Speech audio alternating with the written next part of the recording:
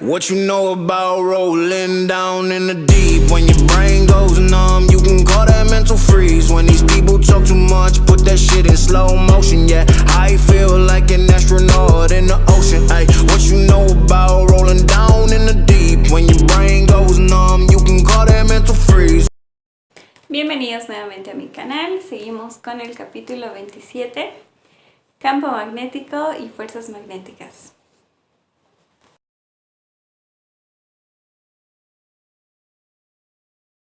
(27.4) Movimiento de partículas cargadas en un campo magnético. Una partícula cargada describe una órbita circular en el campo magnético uniforme, y sobre ella actúa una fuerza magnética y su movimiento está determinado por las leyes de Newton. En la figura observamos una partícula con carga positiva, que está en el punto O, y se mueve con una velocidad en un campo magnético uniforme dirigido hacia el plano de la figura. Los vectores de velocidad y campo magnético son perpendiculares, por lo que la fuerza magnética tiene una magnitud igual a la carga por la velocidad por el campo magnético.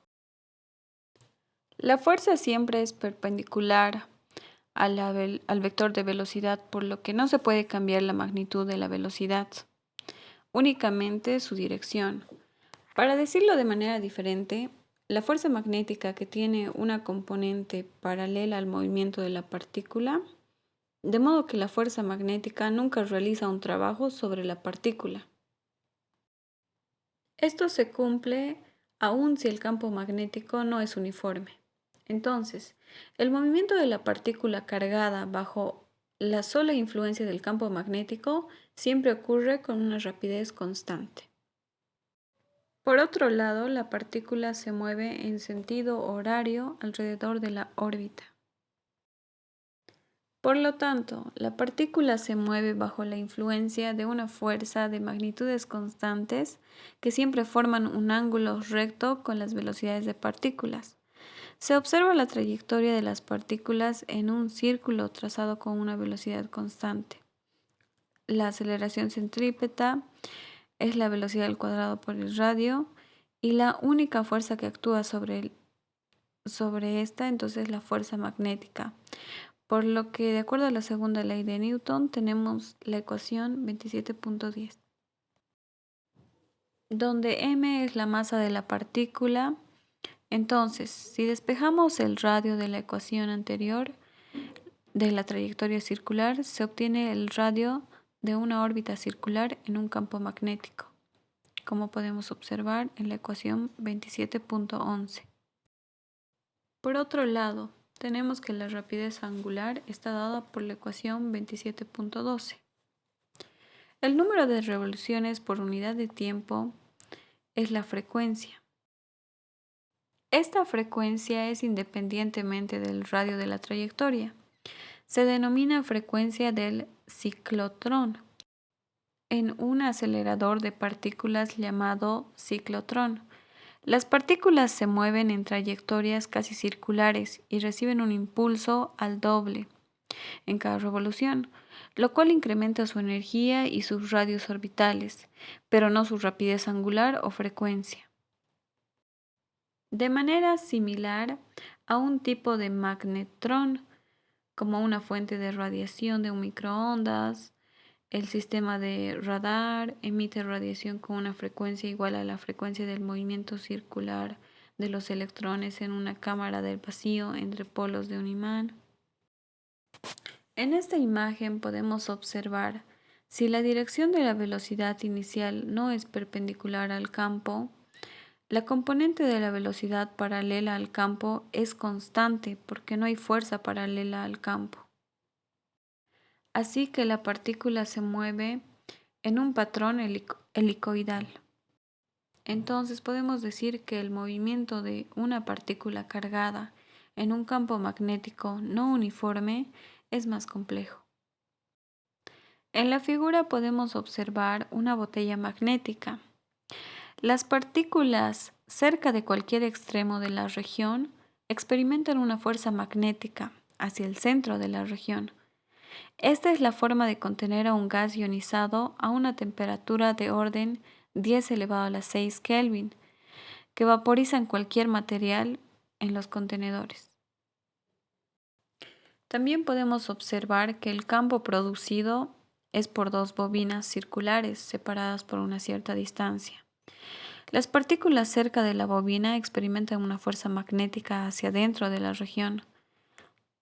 Las partículas con rapideces adecuadas describen repentinamente una espiral uno de otro extremo de la región y de regreso. Como las partículas cargadas pueden ser atrapadas en ese campo magnético, este recibe un nombre de botella magnética. Esta técnica se usa para confinar plasmas muy calientes o con temperaturas en orden de 10 a la 6 Kelvin. En forma similar, el campo magnético no uniforme de la Tierra atrapa partículas cargadas provenientes del Sol en regiones con forma de dona donde rodean nuestro planeta, como se puede ver en la figura 27.20. Estas regiones se llaman cinturones de radiación Van Allen y fueron descubiertas en 1958 con los datos obtenidos por instrumentos a bordo del satélite Explorer 1. Podemos ver que cerca de los polos las partículas cargadas de estos cinturones ingresan a la atmósfera y producen auroras boreales, las luces del norte, o auroras australes, las luces del sur, como podemos observar en la fotografía del inciso B. Las fuerzas magnéticas sobre la partícula cargada juegan un papel muy importante en el estudio de las partículas elementales. En la figura 27.21 podemos observar una cámara llena de hidrógeno líquido con un campo magnético rígido hacia el plano de la fotografía. Un rayo gamma de alta energía desprende un electrón de un átomo de hidrógeno y lo lanza con gran rapidez. Entonces, este crea un rastro visible de hidrógeno líquido. El rastro muestra al electrón que se curve hacia abajo debido a la fuerza magnética, y la energía de colisión también produce otro electrón y un positrón. Un positrón es un electrón con carga positiva. Entonces, debido a sus cargas opuestas, la trayectoria del electrón y del positrón se curvan en direcciones opuestas.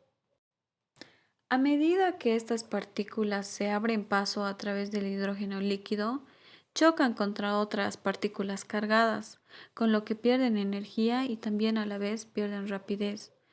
Entonces, como resultado, disminuyen el radio de curvatura. En esta imagen de cámara de burbujas se muestra el resultado de la colisión de un rayo gamma de alta energía contra un electrón de un átomo de hidrógeno. El electrón sale desprendido hacia la derecha con alta rapidez. Algo de la energía de colisión se transforma en un segundo electrón y un positrón. Un campo magnético se dirige hacia el plano de la imagen y hace que las partículas positivas y negativas se curven en direcciones diferentes.